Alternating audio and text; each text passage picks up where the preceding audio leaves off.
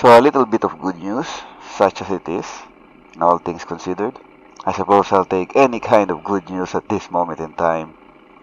I just heard that Duterte was open to the idea of suspending the doble plaka bill for the time being.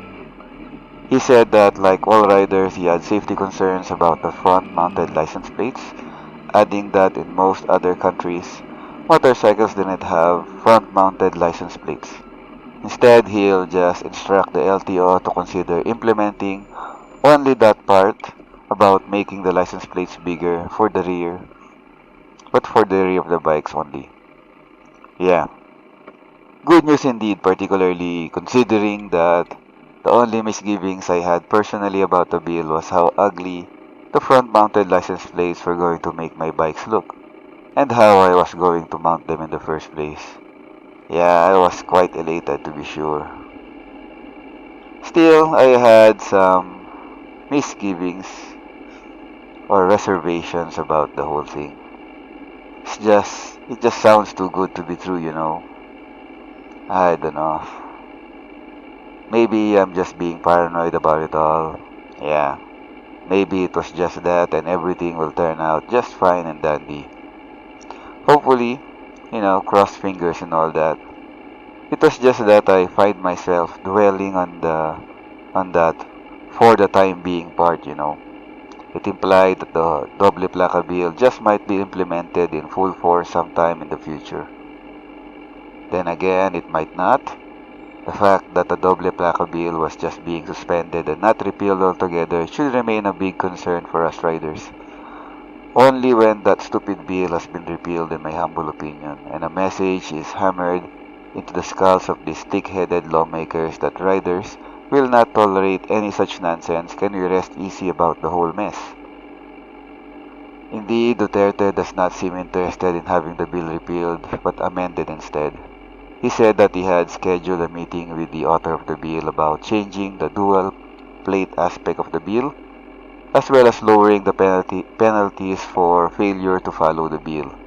That's all well and good, I suppose, and it really does look good, on the surface at least. That's not to say that we shouldn't rejoice at this turn of events. Without a doubt, we should, for it is a small victory on our part, but we should not celebrate just yet. Not just yet. The fact remains that the bill will stand in one form or another, and this we should all find wearisome indeed. Well, at least, I do. Even without the doble plaka bill, the bill remains a testament of the discrimination that riders here in the Philippines face and suffer. It will still paint riders in bad light, in my opinion, labeling each and every rider as a potential criminal that should be monitored. Indeed, the very existence of the bill itself is the problem, one that we should all work together to remedy. And let us not forget that Duterte signed the bill in the first place, which shows that he is in favor for it, the implications of it notwithstanding. I highly doubted that he would have failed to realize how unpopular the bill would be, and doing something unpopular is no stranger to Duterte, as he had shown time and time again. Now, Duterte mentioned he failed to notice the doble plaka clause of the bill rather, and only signed it on the recommendations of his police and military advisors. I highly doubt it though. I find it hard to believe that someone like Duterte would sign something without making doubly or even triply sure to fully read whatever it was that he was signing. He is a lawyer after all, something that he and his supporters bring up time and time again to show that he knows what he is doing. Never mind that just like any profession, you have good lawyers and bad lawyers, brilliant lawyers and, well, not so brilliant ones.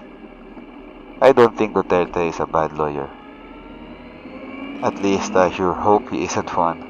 He is the president of the dang country after all. If it is really the case as Duterte asserted that he missed the doble plaka aspect of the bill when he signed it, then we should all be wringing our fingers with worry, for this is a far more alarming thing than just a discriminatory bill being signed and passed. It happened once, so it can happen again. Whereas imagine if he signs a treaty or agreement or loan with another country, and he once again fails to read all of it, all of the fine print. Now that's very alarming, very worrisome indeed. But no, I don't think so. I don't think that he missed it at all. Rather, I think it's just an excuse on his part. He signed it, he was all for it, but then he changed his mind. Somebody must have talked to him. J.V. Hercito said it, he is a listening president. But who exactly was Duterte listening to? Definitely not the thousands of riders that were protesting the doble plaka bill before and after it was passed. To say anything further though would be just more supposition on my part, so I won't say anything more on the matter and leave it at that. Take from it what you will. Instead, we should just focus on the doble plaka bill itself. The doble plaka bill is so wrong that it should not have been written in the first place, let alone sent to Malacanang. Even without the doble plaka aspect of it, it is still wrong. That's just that's just how wrong it is, man. We should not be satisfied with just the doble plaka aspect of the bill being removed. We should all work towards ridding ourselves of the whole thing and making our voices heard once and for all. And the upcoming elections is a good start, I say. No to the doble plaka bill, no to the proponents and supporters of the bill and their allies. You know, Rider Muna and all that. Yeah, Rider Muna, man. Rider Muna. Well, that's it for now. Until next time, keep on riding on, brothers, and be safe.